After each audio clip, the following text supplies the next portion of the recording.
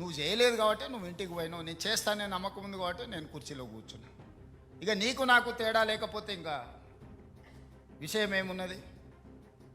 అందుకే మన నగరాన్ని కాపాడుకోవడానికి, మన నగరం అంతర్జాతీయ నగరంగా రాణించడానికి, మన నగరం ఒక దేశ ఆర్థిక వ్యవస్థకి వెన్నెముకగా మారడానికి మీ అందరి సహకారం నాకు కావాలి.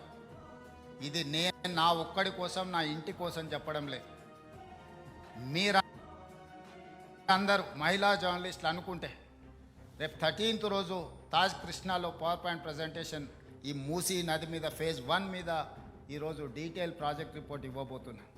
గాంధీ స్టాచ్యూకి 5,000 కోట్లు ఖర్చు పెడుతున్నారు. ఎప్పుడన్నా బుర్రుండేటోడు 5,000 కోట్లు ఖర్చు పెడతాడు ఆ స్టాచ్యూకి. స్టాచ్యూ కాస్ట్ 70 కోట్లు. ఆడ విజ్ఞాన మందిరం మొత్తం కట్టడానికి 100+ ఏదో అవుతుంది. టోటల్ కలిపితే కూడా 200 కాదు. అంబేద్కర్ భవన్కి 220 కోట్లు పెట్టారు, సంతోషం.